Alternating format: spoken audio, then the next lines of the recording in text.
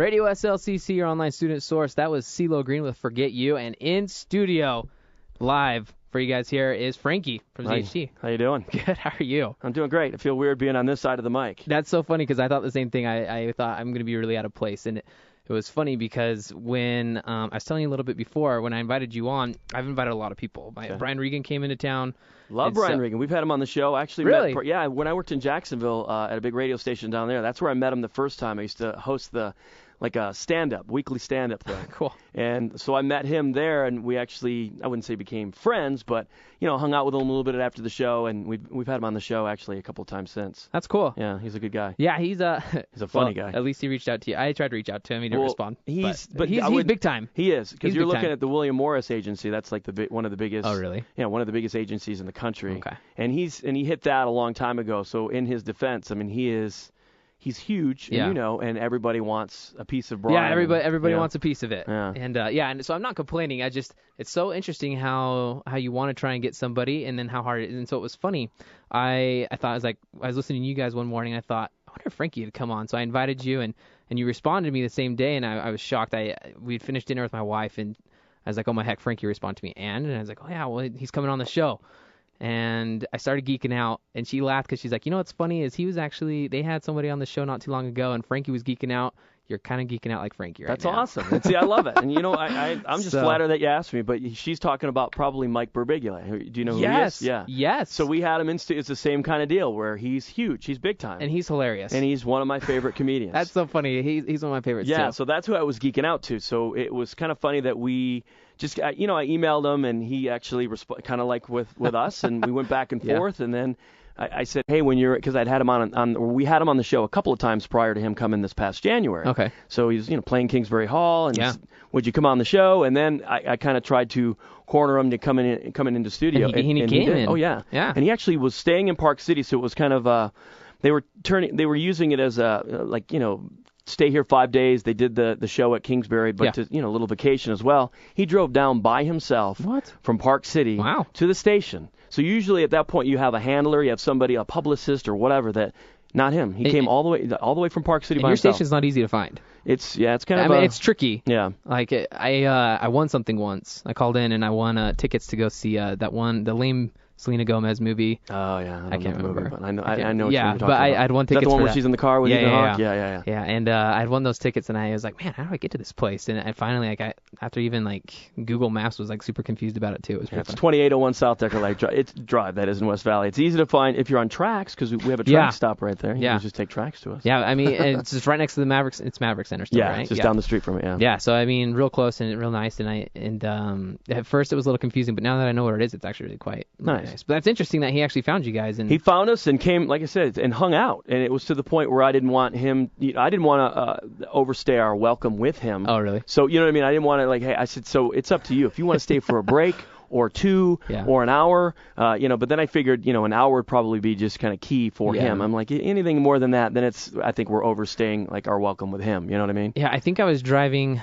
to school here when he was on, and I had even texted. I was like, I love you, Burbigs, and texted in and did he respond? I don't know. I don't think so. Oh, okay. I thought you meant with Twitter because he's good about. Is he? Oh, he's really good. You should reach out to him next time. He's really good about responding to that. Okay. He's the one that I think he and his brother Joe Bags, Joe Bag of Donuts. I think he helps him with his Twitter. But I think for the most part, Mike handles his own thing where he's tweeting out his own stuff. I didn't know that. Yeah. Oh, now I know.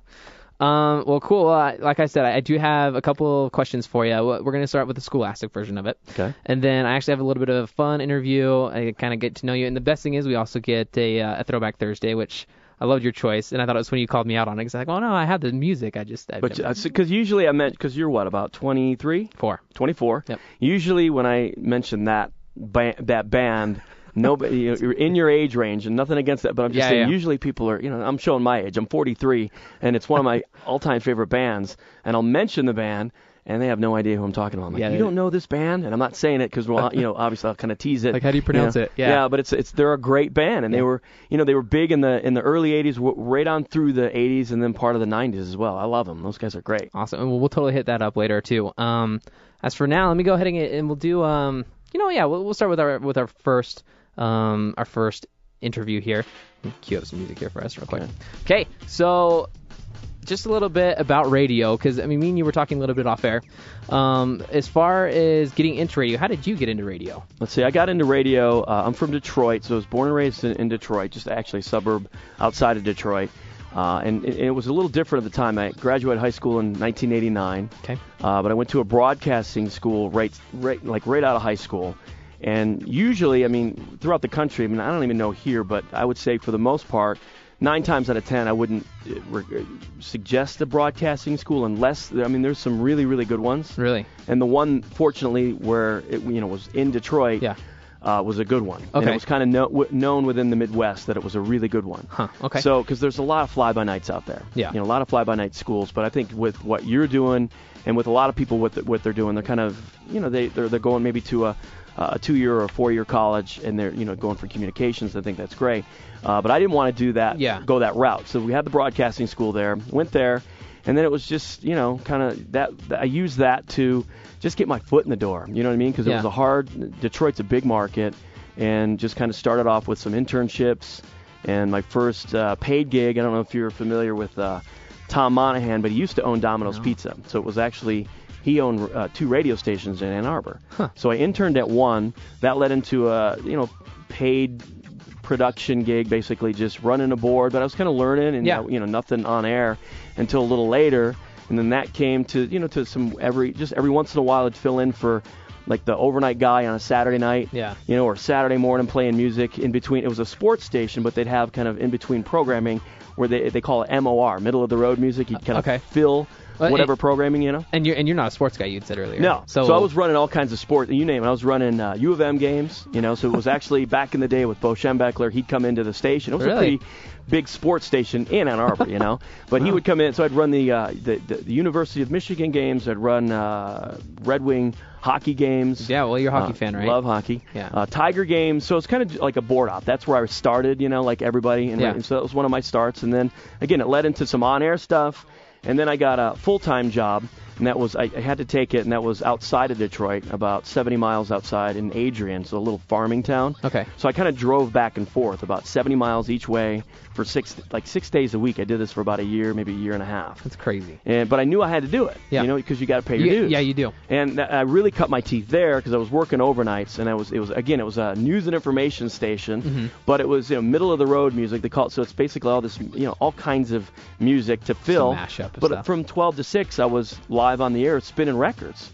So I was learning that, that kind of thing, and then I was doing news after the ABC News, like the local news at the top of the hour. Really? And doing a little, weather and that sort of thing. So I really kind of cut my chops there, but then realized I need to move away from Detroit because even some of the smaller markets around there, like your Toledos, which is smaller to medium market, they weren't going to talk to you unless you had any type of experience. And so I knew I needed to move to maybe a small to medium market, and I ended up moving down to Fort Myers. I had a buddy down there that said, hey, come and live with us, and I know you'll get a gig. And I got a gig, luckily, right out of the chute, within about the first month, because it's kind of hard to do back in, that's like 91.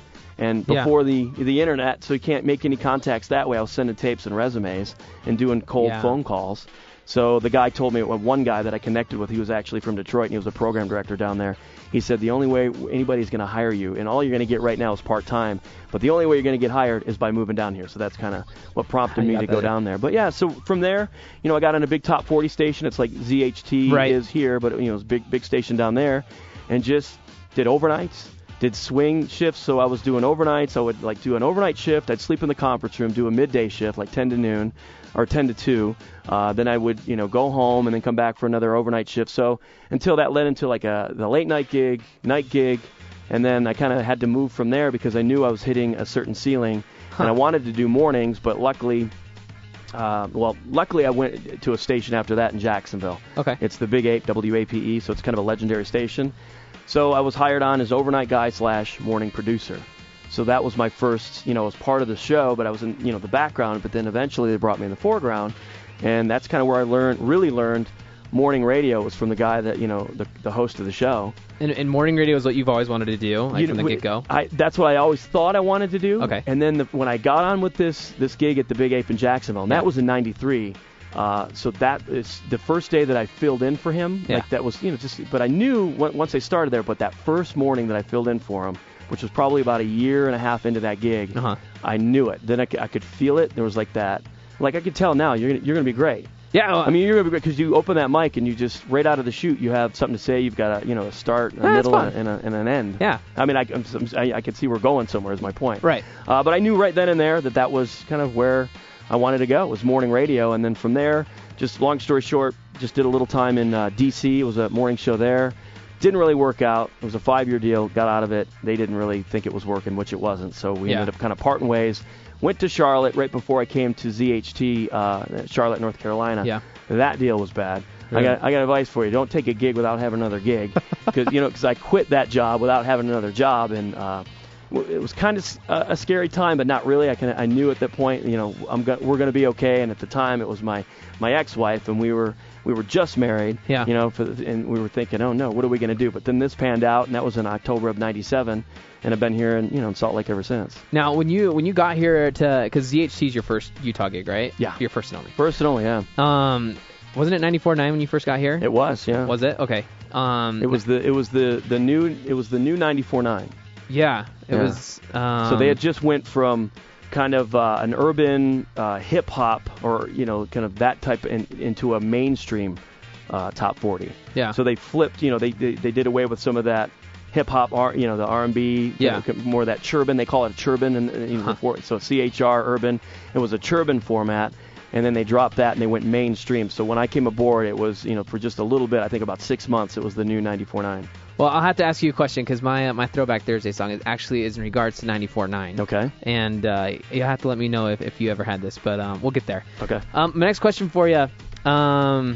Okay, so I got your history on here, which we were talking about. Now, you were talking about broadcasting school. When I looked up some of your information, I thought you had gone straight into radio after high school, but you did some broadcasting. You did broadcasting. Yeah, and I was it was a very small. It was about, I want to say the school itself was about like 10 months or something. Oh, really? So that's the way I look. I mean, it was pretty much because when I was still going to school, I actually had a gig, an internship. So I I didn't have to wait till I graduated, which was nice. Yeah. So I was still going, and that was the whole point of me going to this broadcasting school. Because, I learned stuff there, got my feet wet. Yeah. Because the equipment was kind of and the teachers were good, but it was more, the experience that you get is actually doing it. Yeah. But this seems a little different. You guys have, really, you guys have some beautiful studios here, and we didn't have anything like that. It was just now everything's like digital, whereas you had to do everything manual when you probably first started. Cutting tape, back when I did nights in Fort Myers, it was crazy because you had to record phone calls on a reel-to-reel, and then you had about 6 minutes to not only record that phone call, but then to edit it down. Yeah, so the old reel-to-reel tape, so you have the China marker and the razor blade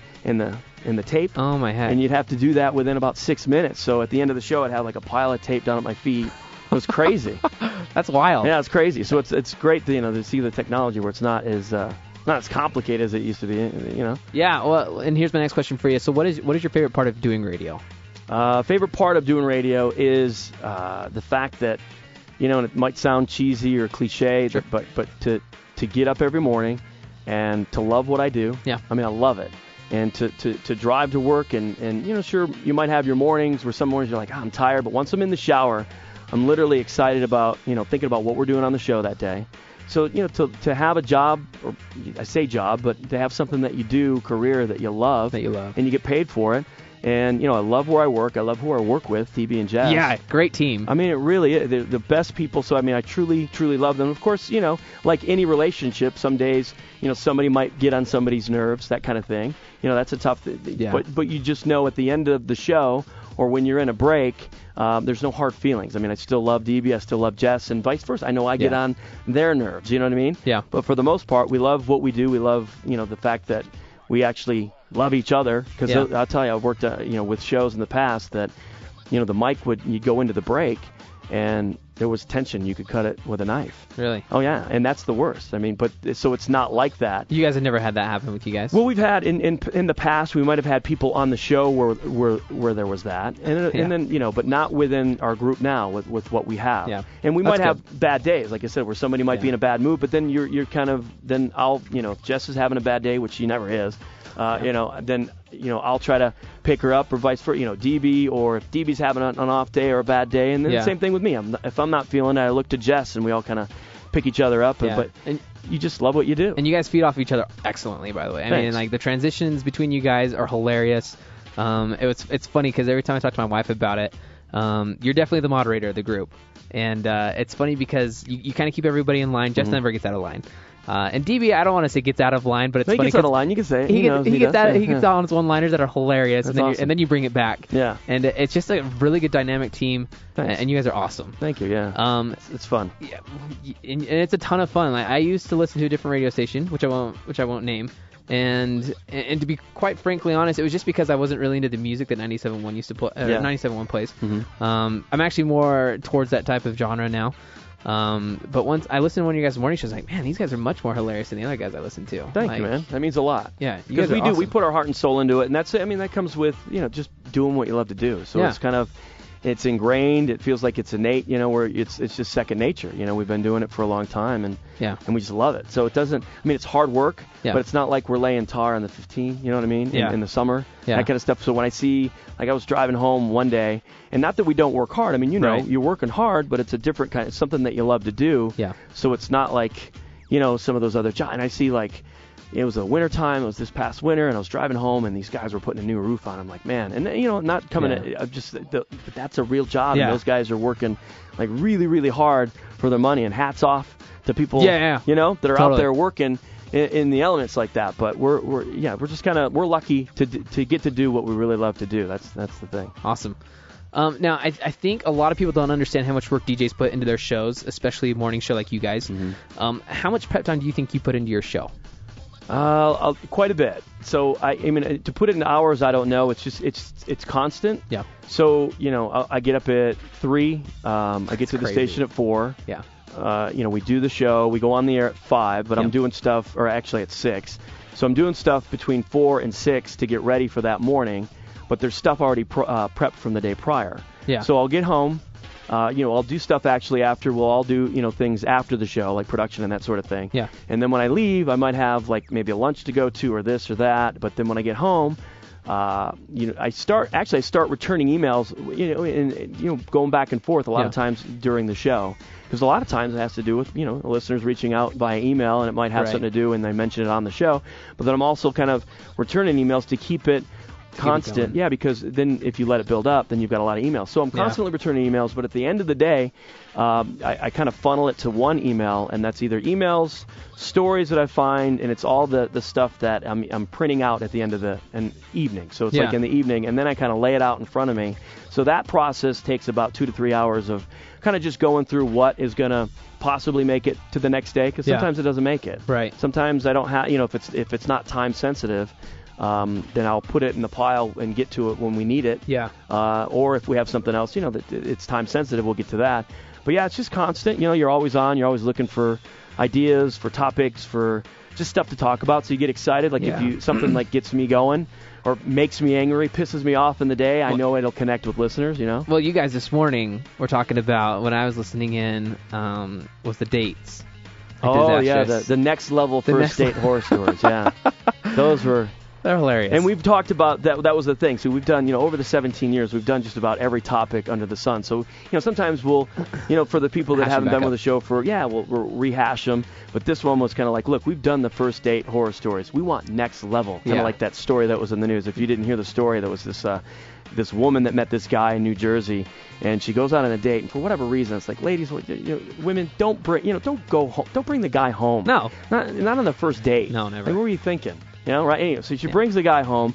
She, and according to this story, she gets preoccupied in the other room. So I don't know what that means. She goes into the bathroom like Ben Stiller in Along Came Polly. Yeah. Where she's occupied in there. I'm not sure what happened, but while she's in the other room, this dude that she met online, he steals her TV, a $3,000 TV, and her $4,000 dog. And her dog. Yorkshire Terrier. So then I didn't get the update until we actually had it this morning. Somebody texted in and said that, I guess that, because he knew the cops were looking at, for him, and it was a nationwide story at that point, he returned overnight. He left the dog tied up to the TV in her backyard, like in the middle of that night. So that's why we were saying we were looking for like that. That's a next, like DB said, like if you have to think about the date that we're talking about, it doesn't classify. It doesn't make it into the next level. Yeah. First Date horror stories. Yeah. No. So. Yeah. I mean, and it's amazing. You guys are incredible storytellers too. Like that's one thing I feel like I struggle with most, maybe doing radio is like I'll go like on this trend like. I have a good idea for this story. So my Throwback Thursday is this, and then my story doesn't make sense because I'm so excited about telling it. Yeah. And I feel like sometimes that goes a long way with radio as far as being a good storyteller. And that'll come with time. And I can tell you right now that you're ahead of the game. Like when I was your age, it's going to come with time. But you're making sense, and you're telling good. I mean, you're making a lot of sense to me. You know what I mean? Good. Like you're good. I would think that you're going to be fine at telling a story. I mean, I want to hear a story, so we'll see how you do with the story. Yeah, well, we'll have to see. The next one I have on here on this interview for you, we got Frankie from ZHT with us here on Radio SLCC today. Let's see. Okay, yeah, so you said that your show starts at 6. Mm-hmm. You're there at 4. Mm-hmm. I think people tend to think that you guys have your show, you guys are done at 6, or 10, excuse me, and then you go home. That's not the case. Well, sometimes, depending on, because usually like with Jess, and, we all have, like Jess does Mary Kay, too, on the side. So yeah. We're all doing a lot of radio stuff, things for the station, but, we try not to, during the week, plan a lot of that stuff, so it'll be every once in a while you'll hear us out, and we're doing a broadcast in the middle of the week, in the middle of the week. Usually it's a Friday or a Saturday, because I don't like stuff, too, because I'm a very creature of habit. So it's rare, but we do things, within the week. But yeah, there's a lot of stuff that goes on that we do. We either have appointments, meetings with clients, that sort of thing. Like, the other day, I'm good friends with them and their clients, and just love the guys. But the guys over at Bro Brothers Tire and Service. Yeah. So had lunch, and Ron, one of the brothers, Ron and Wendell, they own, and then their sons work for them at all the locations. So I know Jake really well, and I know Brandon, and of course Ron really well, and they've been wanting to do lunch for the longest time. So the other day they wanted to take me out to lunch, so that was a kind of a business / friend lunch, Yeah. So we have stuff like that we're doing. We're constantly doing stuff, off the air, and if it's not like that, then it's a lot of the prepping and stuff. Just constantly doing things for the show. Yeah, no, and that's the thing is before ever getting into this class, I kind of just thought, they do their part and then they leave. Like it's all laid out for them, and especially like the nighttime crew and like the day shift because.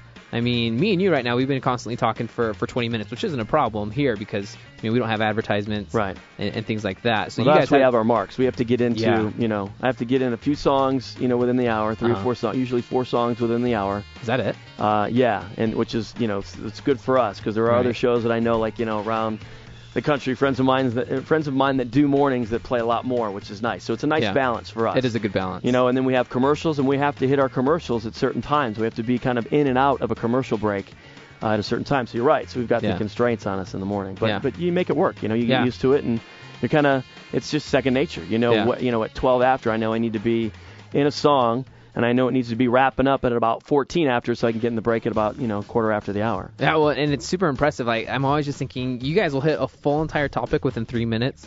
And it's incredible to me that you guys can cut it down that fast. That we think that I think it is one of the best things for what we do is the texting system. Really? Because we have, we were probably one of the first shows in the country to not only use it but to embrace it. Really? Because there's other shows that I know that still they have it and they don't get how to use it. Right. And to me it's just a no-brainer, and it's such a great way to get content, a lot of content, and then put that in a lot of different stories within, like you're saying, within 3 minutes, as opposed to every once in a while we'll get calls, and it's great to have calls on the air because that's very. I mean, that's what it's all about. It's listening and talking to people.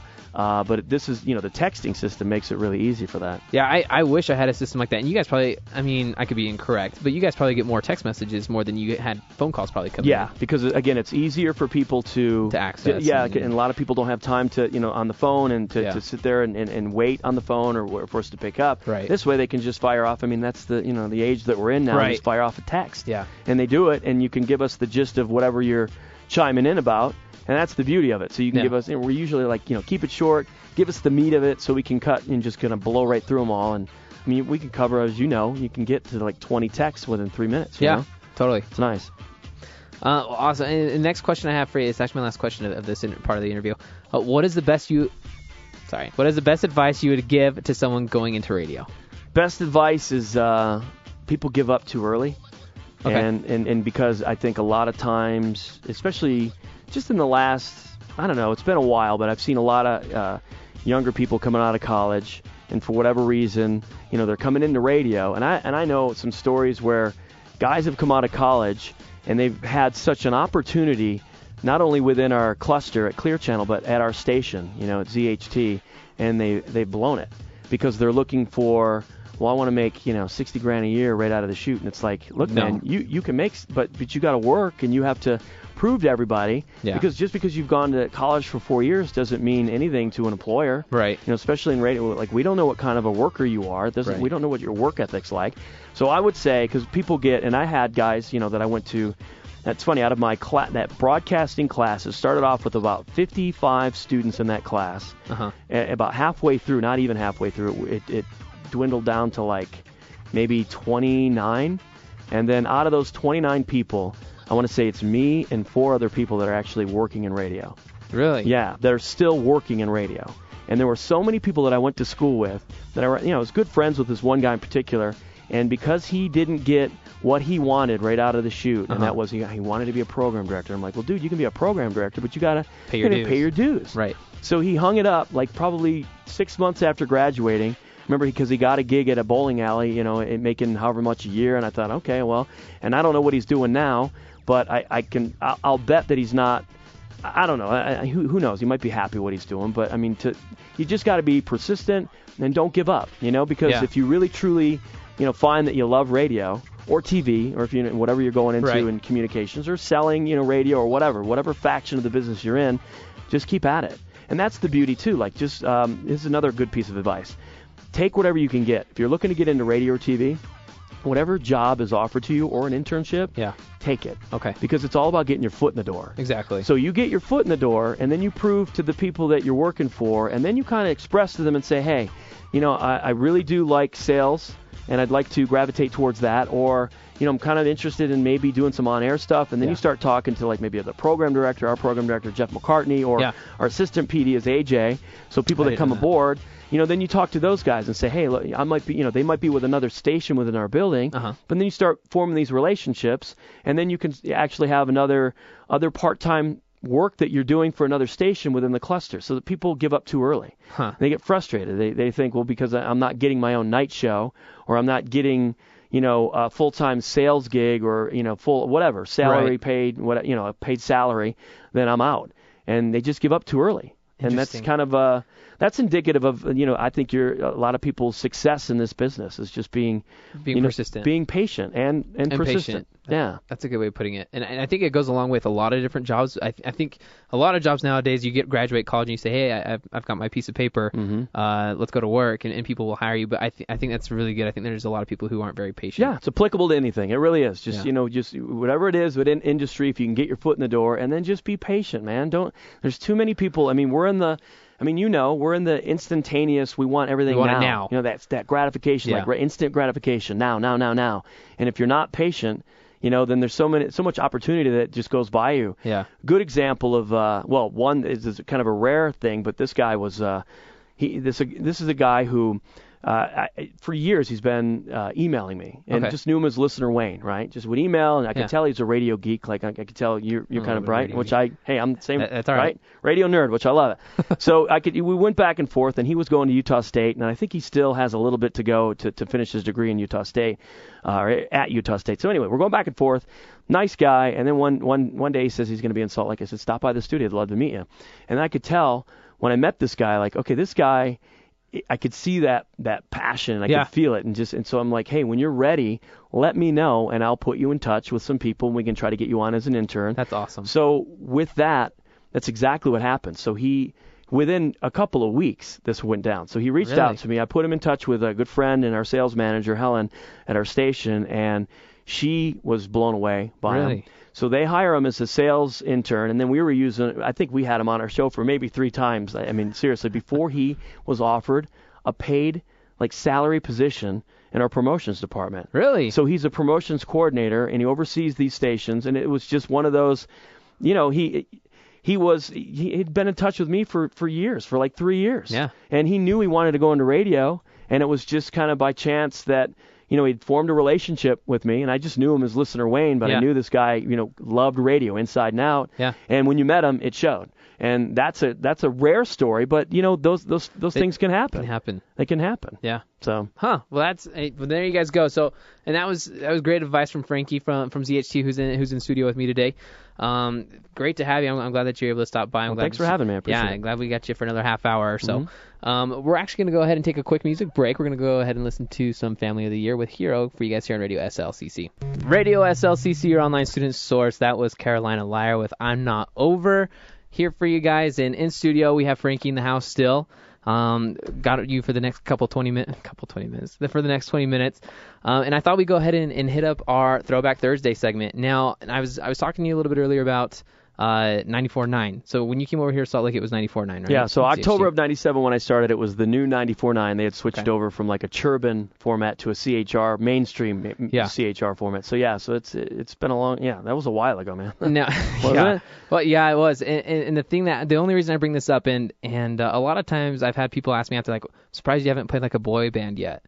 And now I think I remember it was 94.9. Being the little brother that I was, my brother had a bunk bed in his room, and I just remember one of my greatest memories was listening to the radio, the top 10 countdown, and I'm pretty sure it was 94.9, and NSYNC was crazy popular. Oh, they were huge. They were huge. So I'm just trying to think, had you been here for it, and I think that song actually released back in 2000. Yeah, we were here. I was here for all of NSYNC. We had all of the guys on from NSYNC right before they popped, and they were huge. Really? We had them all on the line. And then, of course, they got bigger than life. And then as the years kind of went by, I think we've had them all on, I think, all but maybe Joey Fatone. But, yeah, when Justin was dating Britney, we had him on, and we ended up pissing him off because we asked about Britney, and then we found out that – and I love Justin Timberlake. That guy is – everything he touches is gold, and he is. He's a great actor, great singer. But he was a little you-know-what with that interview because we didn't know that we had said anything. We didn't know that it was off limits to talk about Britney. Right. And we made him angry. And then he went to the record guys. And then, of course, the record guys called our bosses. And then our boss came down and said, what'd you say to Justin? And it's like, dude, we just asked about Britney. We didn't say anything, But he just got his panties in a wad. Yeah. But I think since then, we've all matured. Right? Yeah. We've gotten older and gotten over it. But I still love that. Yeah. I love the guy. Well, good. Well, so that's my Throwback Thursday song. Is actually going to be some NSYNC with Bye Bye Bye for you guys here on Radio SLCC. There you go. That was my Throwback Thursday song. Now, and I asked you, and it's a funny backstory because we've been writing back and forth, and I was like, oh, hey, by the way, what's your Throwback Thursday song? And go ahead and tell us what your Throwback Thursday song is. Well, it's the band INXS, and we kind of mentioned when I just got on the show a little bit ago. What came in about? What time was that? It was 2:00. My hours are meshing together. So at the top of the show when we were talking about this, usually when I mention the band, because people say, what's your, what kind of music do you like when we have people in studio? Right. And if they're younger, because I'm 43 and you're 24. Right. Usually somebody in your demo or in your age range, I'll say INXS, and they're like, INX who? How do you spell that? Yeah, it's INXS. But it's INXS. These guys are out of Australia. And they kind of came into the States probably early 80s, and they were a huge band throughout the 80s and then even part of the 90s. And unfortunately, their lead singer, he died in like 97. Oh, that's too bad. Michael Hutchins. But I'll tell you, these guys, it's like and I always tell people, I'm like, if you don't know who INXS is and you love music, then download some of their stuff. Yeah. You'll love them. You'll love them, even if you can get all the way back to the late 70s, because they had almost like a punk feel to them. Yeah. And then to hear them kind of come into their own, and then they came into their own sound, and they were just big. They were bigger than life in the 80s, and even part of early 90s. Well, yeah, and to be honest with you, because you're 24, I don't know if you've done the math on it. I was born in 1990. I don't know if that blows your mind or not. It blows my mind, man. It really does, because I graduated high school in 1989, so yeah. That's crazy. And started radio in 90, so it's trippy. There you go. So I have heard of INXS. I have them. I own some of their music. I'm impressed that you knew who they were and that you owned them. So what do you have? Can you remember what songs? Well, it's actually on my hard drive. I don't keep music on my laptop unless it's the day I'm going to use it for the show. Only because it bogs everything down. Totally. Yeah. And nobody understands that. And it bothers my best friend. Yeah. And And I know that I have it's not Sweet Sensation, it's just Sensation. It's Sweet Sensation. Well, this is New Sensation. Is that the one we're talking about? Yeah, New Sensation. Yeah. So I definitely have New Sensation. So I have that album. Okay, that's Kick. Yeah. Is it? Mm-hmm. I don't remember what else I'll have. I'll have to look it up and I'll let you know. See, in this album here, okay, so 1987, and I remember, again, so I was a fan in the early 80s when they kind of hit the States from Australia, but this was I think their biggest album in the States was Kick. So I was in 10th grade in 1987, and this is the thing that I kicked myself, but I'm in 10th grade, high school, I'm working at a sporting goods store, I'm not making, that much money, and I remember INXS rolling through town, and I didn't have the money to go see him, and I kicked myself because I'll never get a chance to go see him now. Yeah. You know what I mean? So that's the one band that I never had a chance to see, and I still to this day, because I remember a bunch of friends that were going, and I just couldn't afford to go. So if you ever build a time machine, the first place you're going is then? I'm going back, and I'm going to go see these guys in Detroit in 87, or it was maybe 88 when they came to town. That's awesome. Well, here you guys go. Here's some INXS with New Sensation here on Radio SLCC. Radio SLCC, your online student source. That was INXS with New Sensation. That was Frankie's Throwback Thursday for you guys here. And it's been totally fun to have you here in the station. We got about 10 minutes left. And sadly, we're going to have to end our show. If we could go another hour, I would ask you to. But I don't want to definitely inconvenience you by any means. But I just wanted to, I did have a couple more questions for you. Okay. Just a little bit more fun. All right. So, a little more lighthearted I've done my part for my teacher. He Uh-huh. said, make sure that you do something scholastic and I'll give you some credit for it. I mean, that's not why I'm doing this. I really kind of wanted to have you on here just to have fun and laugh. Okay. But as far as getting to know you, I do have just a couple questions for you. All right. What is your biggest pet peeve? Biggest pet peeve? Let me think. I just had one that I was griping about. I've got several pet peeves. Well, just anything? Yeah, whatever you want. Okay, For example, here's one that I was griping about the other day is, and I'm all about coexisting with the cyclists, with people that bike, right? Yeah. But what really chaps my butt is when, they don't follow the rules, but then they yell at you or scream at you if you almost like turn in front of them or giving you the bird, right? shaking Exactly. their fist. When you're rolling down Holiday Boulevard and you see in the bike lane, they're supposed to be single file. They're not supposed to be 2, 3, 4 deep, and then when they're bleeding over into the road, right? Yeah. That kind of thing. Or like when you stop at a 4-way stop and you have one that kind of flies right through instead of stopping, they don't obey the rules. Yeah. So it's kind of like that. That's a big pet peeve. Yeah, I mean, they're big clumpers. Yeah. They clump the they road. cluster up. Yeah. It's like they pack up.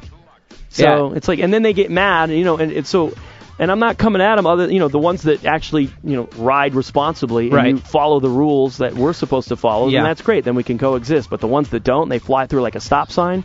And then you read stories or hear somebody like getting hit. Yeah. And not all it's not their fault. I'm not saying that. I'm just saying like, it just makes me angry. And especially the canyon cyclists. Mm-hmm. They drive me crazy. Yep. Flying down there doing like 30 miles an hour and they're like right on your butt. And they go wide. It's like, it's bad. Yeah.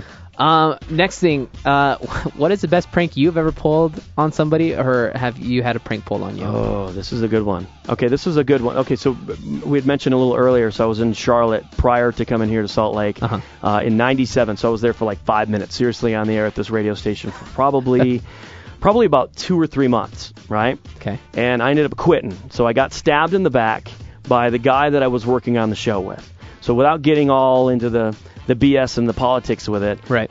He really stabbed me in the back, and I thought, screw this, and I contacted my old boss / mentor, and he was a big guy in the business, and I said, I'm about ready to burn this bridge. Is it going to hurt my career? And he said, no, you're good. Nobody really cares for that PD, that program director. Yeah. So the morning guy and the program director, they were tight, and the guy, like I said, so this guy on the show that really stabbed me in the back, so I quit. So I'm sitting there one day, and I remember, so at the time I'm married, it's my first wife, my ex-wife. So we're sitting there, and I remember she had a friend visiting from Atlanta. So we're in Charlotte, and they were getting ready to go to the Biltmore House, like in Asheville, North Carolina. Okay. And I'm sitting there kind of like just huffing and puffing, listening to this jerk that, stabbed me in the back on the radio. So it's one of those where I'm just kind of listening to him going, he sucks, and can't believe, right? I'm just kind of hating on this dude because I got personal beef with him. So all of a sudden he promotes that Keanu Reeves, Keanu Reeves, right? And you remember the band Dogstar. Do you remember Dogstar? No. Okay. Well, he was in a band, and I don't know if he still is. So he's promoting that they have Keanu Reeves coming up on the show. at 7 o'clock because Dog Star's in town. So I thought I just had this idea, and I thought, this guy is dumb enough to fall for it. So I called my buddy that I worked with down in Fort Myers in radio, and I said, Jim, you got to do this for me, because I remember the hotline number still. Yeah. And I said, so here's the number, the hotline. You have to call as Keanu Reeves, but don't act like Keanu. I want you to be Jim, because my buddy Jim's kind of like this dorky, just kind of goofy. Yeah. I said, you just be you, but you say you're Keanu Reeves. So don't try to sound like him. I said, because the guy that I work with is standing in the back is so dumb, he's going to fall for it. He's not even notice. So all of a sudden, a few minutes goes by, songs, and he's like talking, he promotes that Keanu's coming up. He comes off this song, and all of a sudden, he says, we've got Keanu Reeves on the line. And he brings in the 7 o'clock hour, and that's like one of your biggest hours in morning radio. Yeah. In Charlotte. And that's a pretty decent size. It's a big market. Yeah, comparable to Salt Lake City. He brings in Keanu Reeves, who is my buddy Jim, okay? And he not only talks to Jim, or Keanu, and Jim is just giving like these dumb responses, and they're just eating it up. So then he goes into a Dog Star song, keeps Keanu Reeves / Jim on the line, comes back for another break. He had him on for almost 30 minutes. As far as, he had a song in between, but he was talking to him. So I rolled tape on that, and I still, to this day... Still have it? I still have it, and I still re-air it on the show. As a matter of fact, I might do it tomorrow just because we're talking about it. Because it's such a fun... because nobody got hurt other than his pride, right? So, because then I had a friend who still worked on that show, the producer. Yeah. So I found, I kind of kept in touch with him, and he told me what had happened. Here's how it played out. So after... my buddy Jim, he hangs up with, Keanu Reeves. Yeah. Then all of a sudden, the real Keanu Reeves called at 8 o'clock. And so the producer peeks in and said, we've got Keanu Reeves on the line. And at that point, he said he didn't look up. He was PO'd, and he just screamed, we already talked to him, like that kind of thing. So he knew at that point, my buddy, the producer, said he knew that it was you that did it. He knew, he just knew it. So the satisfaction for me, I burned this guy, and he knew exactly where it came from. That's awesome. That he looked like a total dumb you-know-what. In Charlotte, North Carolina, thinking that he's talking to Keanu Reeves. Yeah, so I still play that from time to time. I need to re-air it tomorrow. What is something someone would be surprised to learn about you? Let's see. I'm trying to think. What would be... I don't know. What would be... I don't know what. Since you've been talking to me, what surprises you? I mean, as far as I don't really know how to. I think. Oh man, I don't know. I can be really serious. Or like an Is there like an activity that you do? I mean, I'm not talking like, do you chew your toenails or something like that? I do yoga. I like doing yoga. I mean, I talk about that on the air. I'm very secure with my manhood. I don't care if you what you think about. But I mean, I love it. It's one of the best things. I actually did my yoga. I did my first time yoga a couple weeks ago. How'd you like it? It was good. Yeah? I have a friend who I grew up with. He opened up his own yoga studio. And I had him in here on the show, and then after he's like, hey, you should come over. And I did a yoga session, and it was amazing. It's one of the best things, seriously, for physically and mentally. I mean, it's helped me it helps me just a nice balance. I don't think there's anything wrong with, like, no man card issues there. DB probably gives you crap for it. Yeah, he might, but he doesn't on the air or anything. Like, he might have his, but I think he's fine with it. Yeah, I don't know. I to be honest, it wasn't anything I had ever bashed. It was just something that, like, it was the unknown. Mm-hmm. And so when he invited me, I was like, I don't know, still. And he's like, I'll just come. So I did, and it was a good time. Nice. That's good stuff. So something that's surprising that this could be surprising, and I talk about it on the air, but maybe I don't know. It still might be a little surprising. I'm pretty shy and I'm pretty quiet, believe it or not. Really? Yeah. So I'm a pretty shy guy. Like, I can be pretty quiet. Not that I can socialize and fit right in, but for the most part, if I go into a situation where maybe I don't know people, if it's whatever it is, party, I'm pretty quiet. I like to kind of stand back and observe, and then, and I'd almost rather do that. And then sometimes, then you get into a conversation, and I can hang and everything, but I'm pretty shy. It's kind of like if you've ever did you talk to Brian? Did you get him on or no? Brian Regan? I didn't know. Because he is that's something that I found out about him years ago. We were talking about Brian Regan when I had a chance to meet him, and he talks about it in his act, and it's kind of, I can relate to him that way, as he is a very, very shy guy. And I have to say that I'm pretty shy, so that might be a little surprising. Interesting. Yeah. How long do you think you would really last during a zombie apocalypse? Ooh, I watch Walking Dead, so I got some pretty good tips. I think. I mean, I don't want to jinx myself because if something happens. All right. But I think I'd probably I'd last longer than some of those people in the first and second season. Yeah, totally. Yeah. Well, and I was just curious. I mean, so what would your weapon of choice be then? I don't know about my weapon of choice, but why don't they go out on a boat somewhere? Right? Why don't they go on an island? On an island or they something, don't swim. right? Or Zombies go off the don't coast. swim. If you make your way to the coast and then make something where you're off, right? Puerto Rico. There's got to be boats, though, that are abandoned. Puerto Rico. Okay. Let's go to Puerto Rico. Yeah, that's what I don't get. That would be my kind of survival choice. Get on a boat. A yacht. Yeah, and then when you come into shore, then you kind of, right, especially if it's a beach area or something that's open. Makes no sense to me. Right? Yeah. But they won't do that. No. It'd ruin the show, to end the show. All right, so, I got a couple more questions I'm going to go into this. Hopefully you're not on time constraint. No, you're good. Okay. You're good. Next question for you is, and this is kind of going back a little bit more towards radio. You've met some pretty cool people. Who do you think is your most memorable or favorite person you've ever interacted with? We've met a lot of people. I'd have to say probably one of the most surreal people that we had on the show was, that's funny, I think he's coming to town again August 7th, I think. Is it Paul McCartney? Oh, really? Yeah, he is coming back. Is it August or no? Maybe I'm wrong with the time. I think it is. I think pre-sale just went on, right? Pre-sale for tickets. But Paul McCartney, we had him on, so I'd have to say, you talk not every day that you get to talk to a Beatle, and we only had him on for about 3 to 5 minutes. It was a quick interview. Well, Sir Paul McCartney. Yeah, exactly. August 7th. August 7th. Yeah. So we had Paul. Really? That was a pretty neat interview. That is pretty cool. Yeah. Since in broadcasting, Dick Clark.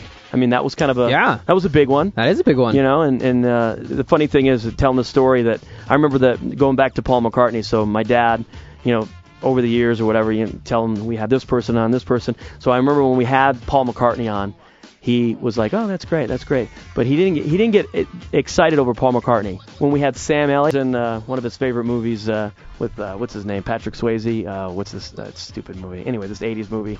Sam Elliott. Oh, Sam Elliott. You know Sam Elliott. Yeah, well, yeah. Now that I see a picture of him. He was stoked when I told him Sam Elliott was on the show. I'm like, you got excited over Sam Elliott and you didn't give me anything for Paul McCartney? Roadhouse. That was the big movie. That's the movie that my dad loves, and Sam Elliott was in that. Anyway. That's funny. If you, Jess, and DB formed a band, who would play what instrument, and what would your band name be? Well, I can't say. The band name. Jeez, I don't know. That's funny. You're catching me off guard. I'd probably say. Hold on. No. I'd probably be. Let's see. I'd be the lead guitarist. And vocals? Yeah, because I'm controlling. Okay. So that right, because usually those lead singers are controlling. Yeah. So let's see. Jessica, we'll put her on keyboards. Okay. And then we'll unplug it, and then we'll give DB the tambourine. How's that? Yeah, that works perfect. And then as far as the name of the band, what do you think we should be called? Oh, dude, I don't know. How about let's see. I don't. I was trying to think of one because I wasn't sure. And I'm good with band names usually, but I'm blanking out. It's kind of like the part in the day where I'm a little foggy. Yeah, so. well, you've already had your day on the radio, so you're good. And I'm usually great with band names. Well, and that's okay because like Leslie's Pizza would be a great name for a band. Leslie's Pizza. Leslie's Pizza. Don't you think? That is actually pretty. It's a catchy name. Yeah. Well, so call us Leslie's Pizza. The Penguins. There's already is there already think of the Pittsburgh Penguins. It makes me think of the hockey team. Okay. See, I'm not very good at band names. I love band names, but I'm just not. For some reason, I'm drawing a blank. Let's see. Now, what is your favorite event or time of the year to do radio for ZHT? Probably summer. Really? Yeah, because it's just because I love to do things outside and you're an outdoors guy. Love it. So whether it's hiking or whatever. So it's cool, man. Where we live and.